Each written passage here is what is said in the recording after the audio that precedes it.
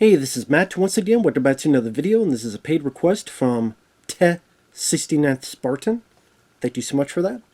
For those interested in requesting any type of videos, whether it be a topic, reaction, commentary, review, re-review, of whatever, a video game playthrough for an hour, a full playthrough, a commentary, a reaction, movie news, tier list, ranking, whatever the case may be, feel free to send it. I'll get to it as soon as I can. And for those who sent them, thank you. I really do appreciate it. And this is for Dead or Alive, the 2006 movie based on the video game, which I never played. I had heard of the game, because I remember thinking, is this the one, the titty fighting game? I mean, I'm not saying you're fighting titties, but I always remember there was a beach volleyball one where it was like women who were barely naked and they're going back and forth. And it's like, well, you know, maybe some people, if they tend to get porn, they buy the video game, then they play it, and then they jerk off. And if you did do that, I won't judge you too much. But hey, it is what it is. But I never played the game, so I don't know what the story is, if there is, other than there's a tournament. Corey Yuen made this movie, who worked on The Transporter with Jason Statham. He was an action director on films like Kiss of the Dragon, so he definitely knows a thing or two about martial arts. The cast involves Jaime Pressly, who I do like. You have Devon Aoki. She was in Too Fast, Too Furious. She was in, I think, the first Sin City movie. I think it's pronounced Kane Trasuti, but I always say Kane. So for sake of argument, I'll just say Kane Trasuti. He was the son of Sho Trasuti, and he was in Ninja Shadow of a Tear with Scott Adkins, among other films. Kevin Nash, the wrestler, he's in this. Eric Roberts, he plays the main villain. Matthew Marsden, who is the sniper guy in Rambo 4, he's in this. And I'll be honest, I might have seen this once back in the day. I think I did. But I was kind of curious what my thoughts would be, because I assumed I would hate the film. But I actually kind of liked it. It's stupid. So you know what, I made that up. Stupid and silly, put them as stoopy. Now, there you go. If something's stupid and silly, I'm going to call it stoopy. It's stoopy, like Snoopy. So not Stoopy's cool. Ain't no Stoopy. I know it's stupid. It's silly. It's dumb. It's goofy as shit. Are there issues with it? Sure. Devon Aoki, she's a terrible actress. You can't act for shit. If my bro is really dead, then you are no longer his best friend. Which is a stupid line anyway. But horrible performance. At times there's bad CG, like when she plays a shinobi who wants to find what happened to her brother, but apparently if she leaves her home, she'll be an outcast and hunted. Thus a shinobi, I guess. So she jumps out of her fucking home in Cloud City, wondering where Billy D. Williams is at. And like the CG of that is really iffy and stuff. There's a lot of wire work in this, which I'm usually not big on. So I'm trying to watch this and going, well, why am I not hating this film? And I'll get to more of that in a minutes. And I did this. I kind of did a pause. And I went, you know what? This reminded me of the 2000s Charlie's Angels films. That's what it reminded me of. And that's why I didn't mind it. Because if you change a couple things, this might as well have been Charlie's Angels 3. Like, yeah, the Cameron Diaz, Drew Barrymore, Lucy Liu films are the first two. Like, if some place called this Charlie's Angels 3, I could buy it. It has the same tone, where it's goofy, it's silly, it's hot women fighting for 80 minutes in this case. With some bras and panties, and I mean, hey, I'm a guy. I like hot women. Them fighting for 80 minutes, I could find a lot worse ways to spend my fucking time for 80 minutes. And all the women here are hot as hell. And the fight scenes, they didn't bother me.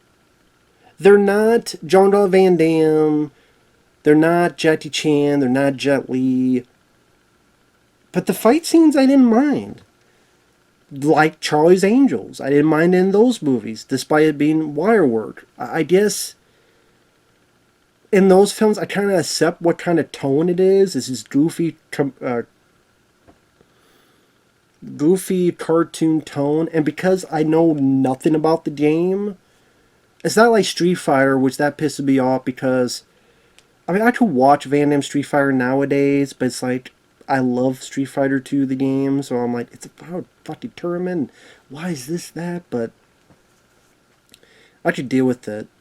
Or like Double Dragon, I do not like the Double Dragon movie. I really do not. But again, those are more knowledgeable on this. I don't know nothing, so maybe because I'm on that side and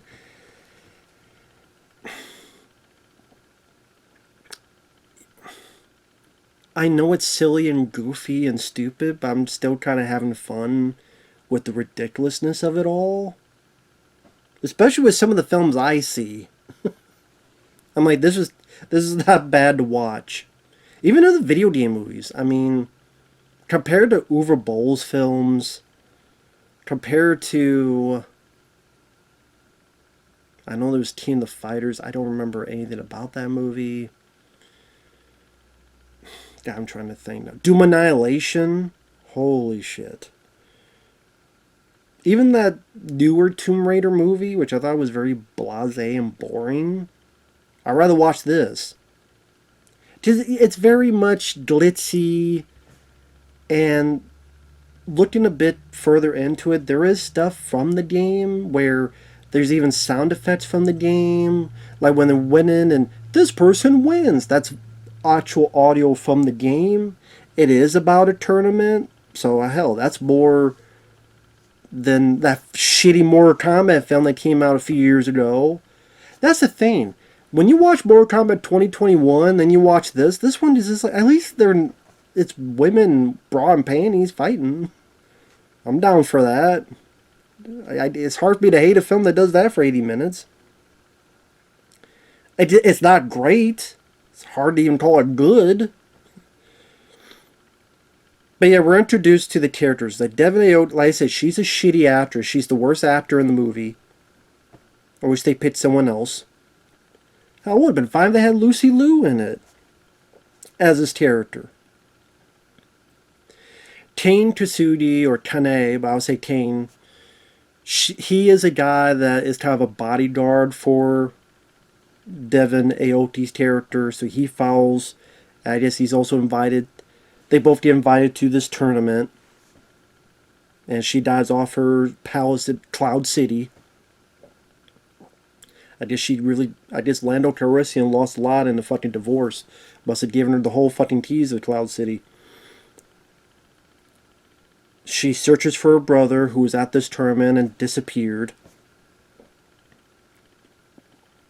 We have Jaime Pressly, who I quite enjoy in this film. She does put a bit on the southern accent, but I thought it was cute. I thought she was charming. She was very hot. I like her outfit. And she kind of knew what movie she was in. I'm in this goofy, silly movie, and she plays along with it. I actually thought she did as well as she could in the fight scenes.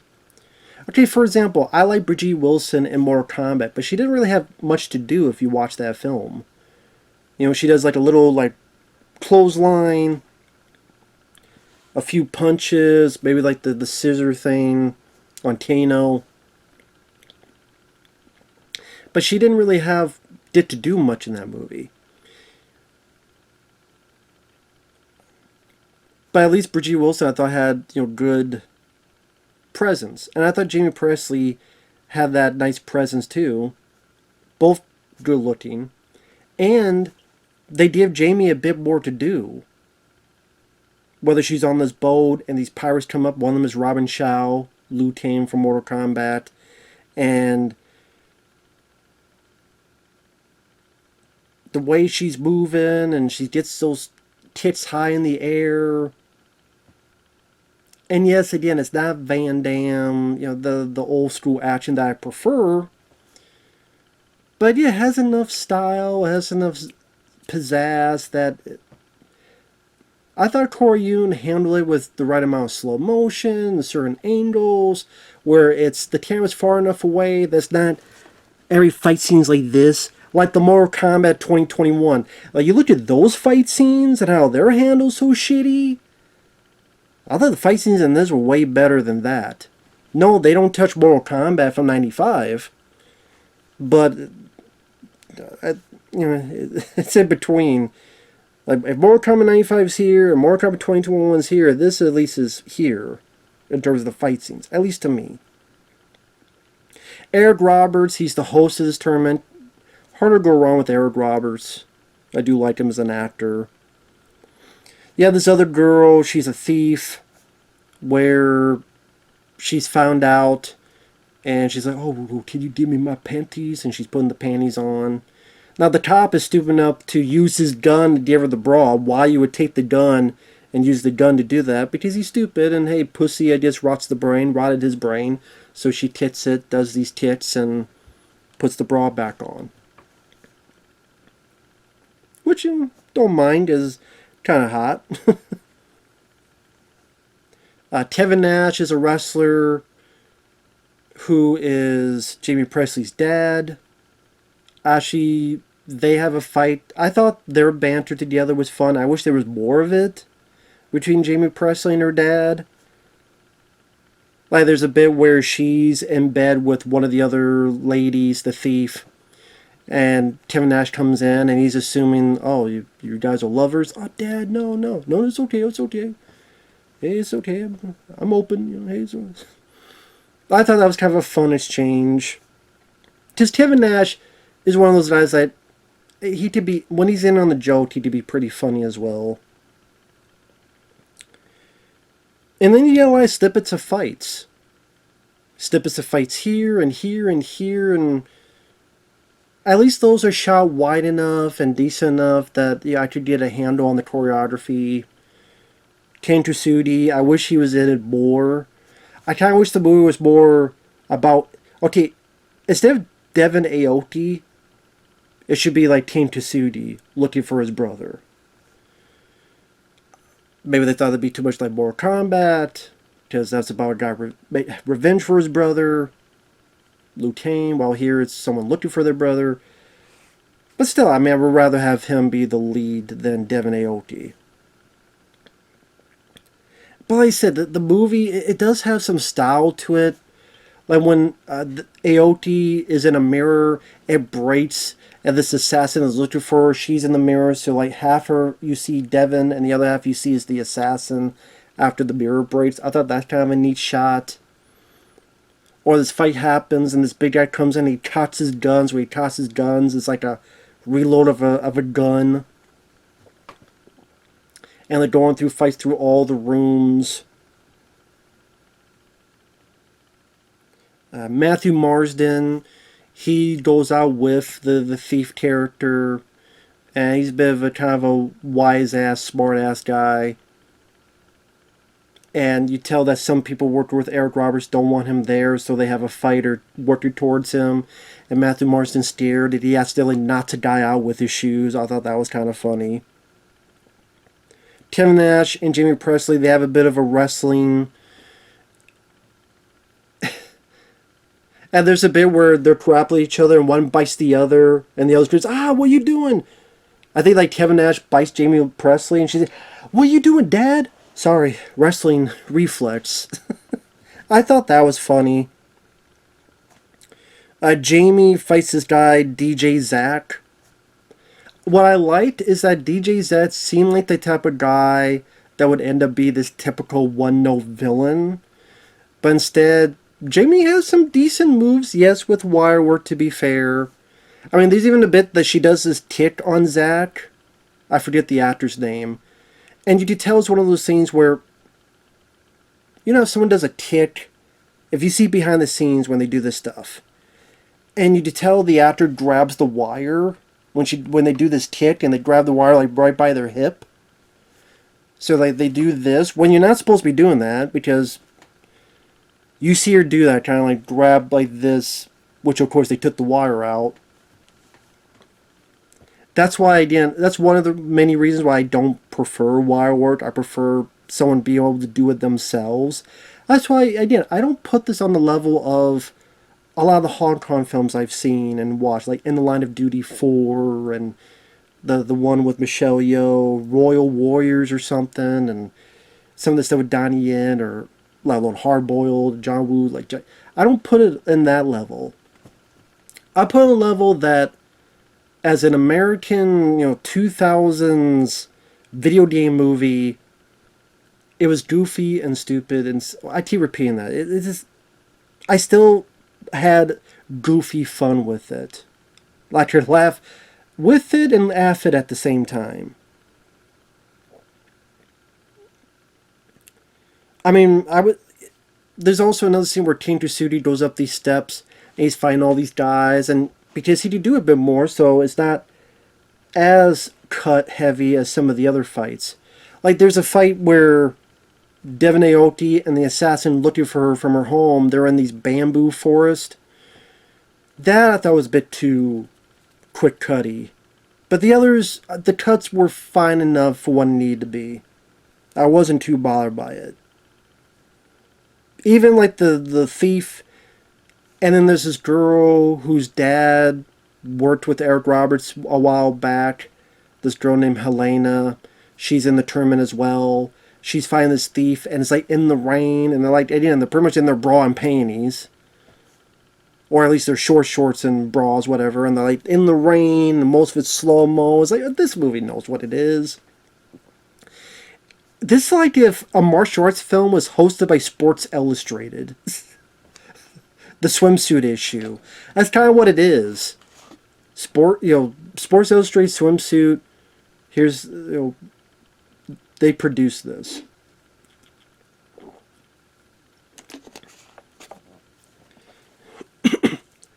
Yeah, the fucking plot is Eric Roberts. He has these all be the people here because their body is scanned.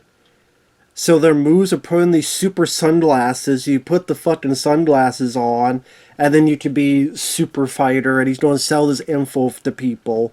I guess so they could be super fighters or something. I don't know. I guess. So you have Eric Roberts, but it's not his double. Try to be this fighter. I mean, he did some fights in Best of the Best 1 and 2, to be fair. So you knew a little bit, but you tell like the wide shots is like the double and the wire work.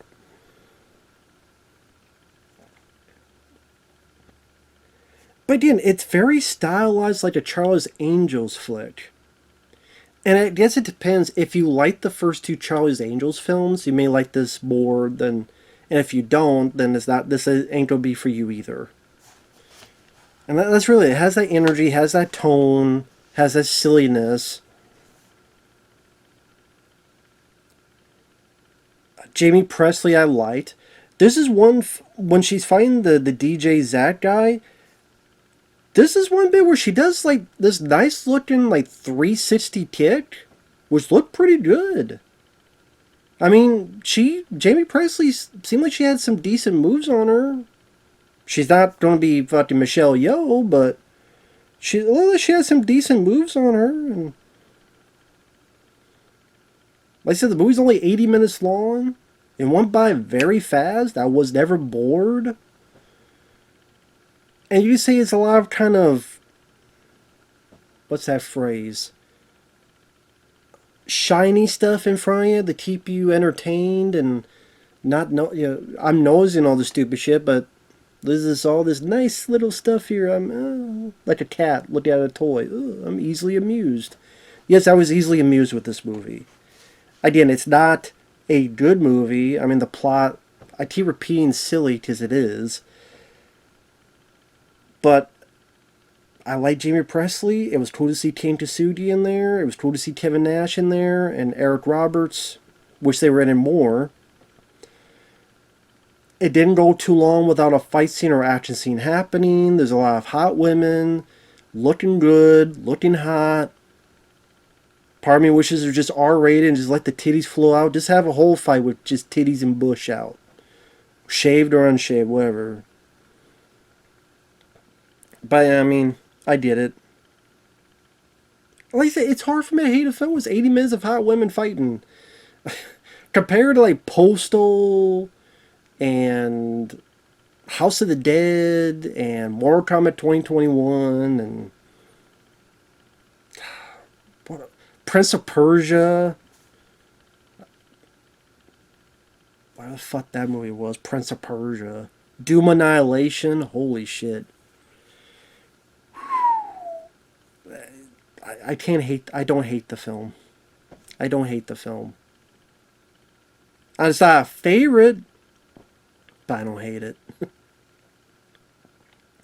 I had fun. At the end of the day. Again, I mean, you changed a few things. This could be the third Charlie's Angels film, which is better than when they did that reboot of Charlie's Angels. Again, that's when I think of like awful action, like the newer Charlie's Angels I fucking despised. But take that for what you will. Thanks for watching. Take care, and we'll see you in the next one. Bye bye for now.